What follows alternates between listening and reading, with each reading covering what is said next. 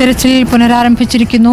ഇപ്പോൾ ലക്ഷ്മണന്റെ കടയ്ക്ക് മുന്നിലുണ്ടായിരുന്ന സ്കൂട്ടർ ആണ് അപ്പോൾ കണ്ടെത്തിയിരിക്കുന്നത്. നാട്ടുകാർ അത് ലക്ഷ്മണന്റെ വാഹനം തന്നെയാണ് എന്ന് പറയുകയാണ്.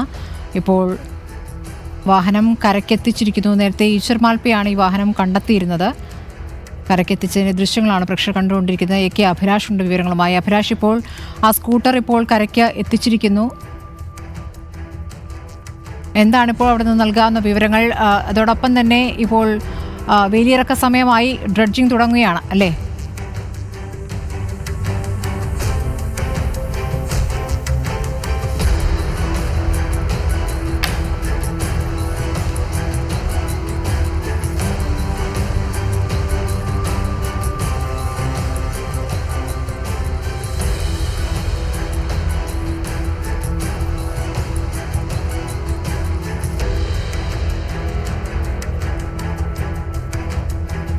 തീർച്ചയായിട്ടും സ്കൂട്ടർ കരയ്ക്ക് എത്തിച്ചിരിക്കുന്നു. നേരത്തെ ഈശ്വർ മാൽപ്പയാണ് ഇതിന് ഹൂക്ക് ചെയ്ത് വെച്ചിരിക്കുന്നത്. ഇപ്പോൾ നാട്ടുകാർ ചേർന്നാണ് ഇപ്പോൾ പുറത്ത് എത്തിച്ചിരിക്കുന്നത്.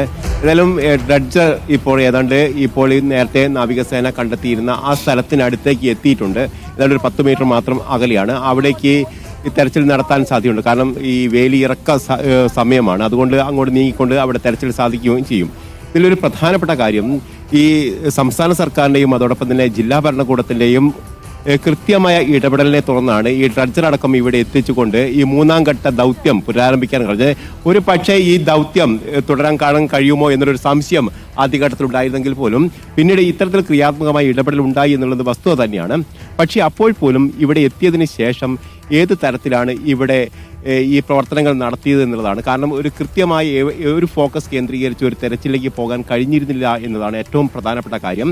അതുകൊണ്ട് തന്നെ ഇതിനൊരു ദിശാസൂചകമായ ഒരു കാര്യവും ഒരു മേൽനോട്ടവും ഒരു ഭാഗത്തും ഉണ്ടായിട്ടില്ല എന്ന് വ്യക്തമാവുക കൂടിയാണ് ഇപ്പോൾ. കാരണം നാളെ ഇന്ദ്രപാലിനെ എത്തിക്കുമെന്ന് പറയുന്നു. അതായത് ഇപ്പോൾ ഈ കണ്ടെത്തിയിരിക്കുന്ന സ്ഥലത്ത് എവിടെ പരിശോധന നടത്തണം, തെരച്ചിൽ നടത്തണം എന്നതിനെപ്പറ്റി കൃത്യമായ ഒരു ധാരണ ഈ ഘട്ടത്തിൽ ഉണ്ടായിരുന്നില്ല.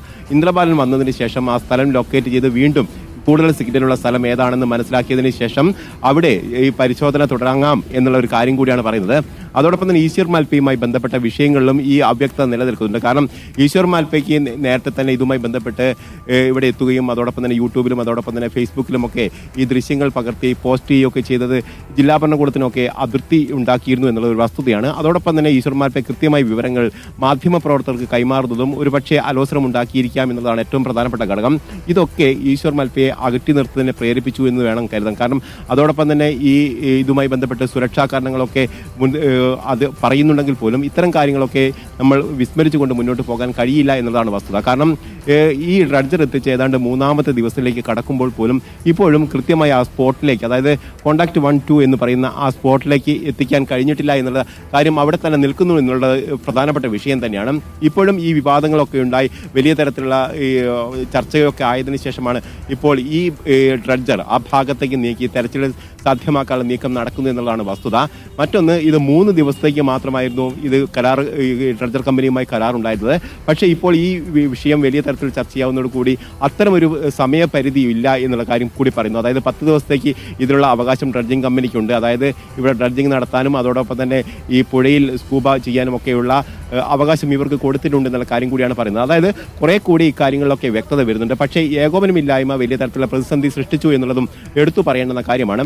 അതോടൊപ്പം നമ്മൾ പൂർണ്ണമായും ഈ ഭരണ സംവിധാനത്തെ ഒന്നും കുറ്റപ്പെടുന്നില്ല. കാരണം ഇവർ ഈ മുൻകൈ എടുത്തതുകൊണ്ട് തന്നെയാണ് ഈ ഡ്രഡ്ജർ സംവിധാനം ഇവിടേക്ക് എത്തിക്കുകയൊക്കെ ചെയ്തത്.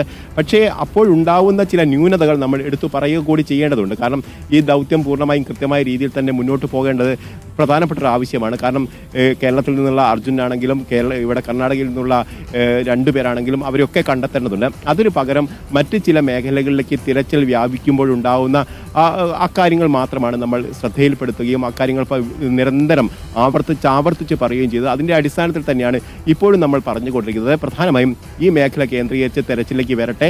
ഏതായാലും അടുത്ത സമയങ്ങൾ, അതായത് 4 മണിയോടുകൂടി തന്നെ ഇവിടെ ജലനിരപ്പ് താഴ്ന്നു തുടങ്ങും. ഇപ്പോൾ തന്നെ ഏതാണ്ട് 1 മീറ്ററോളം വെള്ളം താഴ്ന്നു കഴിഞ്ഞിട്ടുണ്ട്. അതുകൊണ്ട് ആ മേഖല കേന്ദ്രീകരിച്ച്, അതായത് സ്പോട്ട് 1 കേന്ദ്രീകരിച്ചുള്ള ആ മേഖലയിലേക്ക് തെരച്ചിൽ നടത്തുകയാണെങ്കിൽ അവിടെ ലോറിയുടെ സാന്നിധ്യമുണ്ടോ എന്ന് കണ്ടെത്താൻ കഴിയുമെന്നുള്ളത് പ്രധാനപ്പെട്ട കാര്യമാണ്. കാരണം നേരത്തെ നാവികസേന നടത്തിയ തെരച്ചിൽ ഒരു വട്ടമല്ല പലവട്ടം നടത്തിയ സോണാർ പരിശോധനയിൽ ഈ സ്ഥലം തന്നെയാണ് സ്പോട്ട് ചെയ്തിരിക്കുന്നത്. ഏറ്റവും കൂടുതൽ സാധ്യതയുള്ള സ്ഥലമായി മാർക്ക് ചെയ്തിട്ടുള്ളതും ഈ മേഖല തന്നെയാണ്. ആ മേഖലയിലേക്കാണ് തെരച്ചിൽ എത്തേണ്ടത് എന്നുള്ള കാര്യം നമ്മളും അതോടൊപ്പം തന്നെ അർജുൻ്റെ കുടുംബാംഗങ്ങളും നേരത്തെ പലവട്ടം പറയുകയും ചെയ്തിട്ടുണ്ട്. ഇതിനിടയിലാണ് ഈശ്വർ മാൽപ്പയുമായി ബന്ധപ്പെട്ട പ്രശ്നങ്ങളൊക്കെ വരികയും ചെയ്തത്. ഏതായാലും ഇപ്പോൾ സ്കൂബ ഡൈവേഴ്സ് ബോംബെയിൽ നടക്കം സ്കൂബ ഡൈവേഴ്സ് ഇവിടെ എത്തിച്ചിട്ടുണ്ട്.